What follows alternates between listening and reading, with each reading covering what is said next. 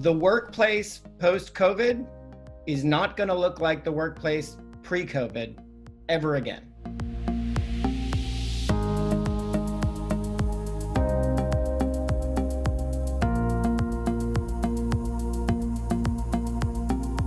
Since the beginning of the sort of COVID episode, there are almost 39 million workers that had newly filed unemployment as of the latest data, which came out this morning, which goes through last week.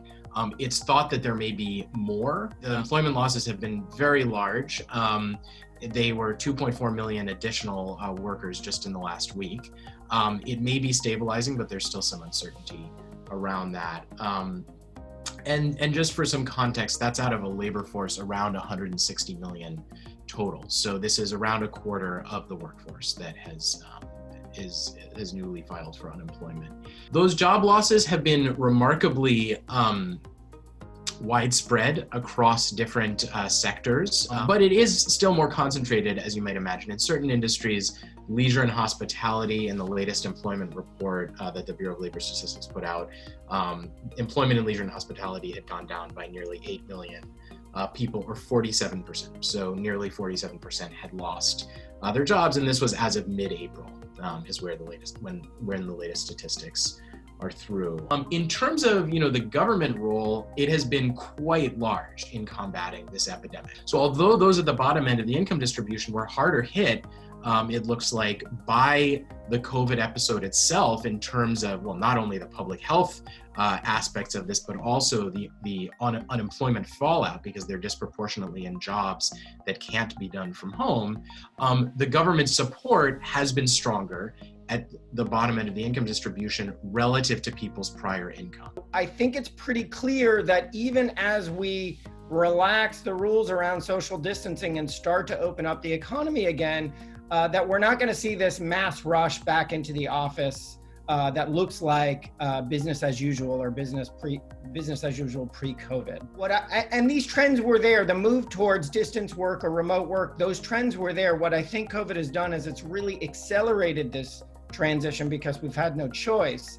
And one of the things that's been very interesting about this experiment, if you will, is that we've learned a lot of things about remote work. I think what's pretty clear is that as we open up, and I think forevermore, not just in the immediate aftermath, but in the long run, we are going to see a much bigger move towards a hybrid model in which some folks are in the office and some folks are working remotely, or some folks are sometimes working in the office and sometimes working remotely.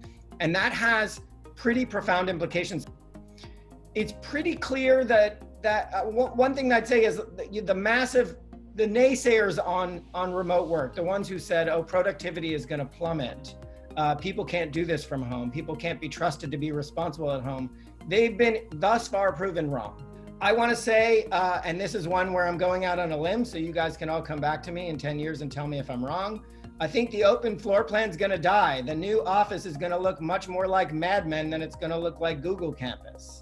As firms move to more and more remote work, or even shift-based remote work, they're going to need smaller offices. Smaller offices is going to mean less demand for office space in urban centers and everywhere in which offices locate. And so we can expect a fall in prices in the commercial real estate sector. So for instance, there's evidence that some types of workers do pretty well from home, and we're seeing that. Some workers are maintaining or increasing their productivity, work from home, and other workers actually don't do well working from home. They depend on that kind of energy they get from their coworkers in the office. And so if you're hiring for remote positions, you might want to be screening on that. That might change the type of person you hire. Similarly, the types of objectives you set may have to change. A lot of on-the-job training happens through kind of tacit knowledge transfer. So workers see how their colleagues are performing, they observe the culture of the workforce, they observe the types of things their colleagues can get away with, or the types of things that are truly valued by the firm. And now with a shift to remote work, these types of things may have to be like formally codified because you're not going to get that tacit knowledge transfer. There's evidence that purely remote teams take a lot longer to become productive than in-person teams. There's a lot of reasons for this. One of them is that humans have a harder time building trust digitally, so over cameras like this, than they do in person. There's less opportunity, for instance, for us to grab coffee informally when we're working remotely versus in person, and this does affect the productivity of teams. And so managers are going to have to play an increased role in building this trust and potentially in coordinating teamwork. I ran an experimental study to assess the importance of increasing the salience, the visibility of monitoring among remote workers, and we find actually that this is, extremely important.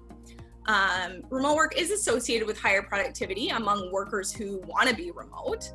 A last point I want to make, and I think Alex brought this up, US policy is not really set up for the virtual organization, in that state labor and tax laws differ kind of to quite a big extent.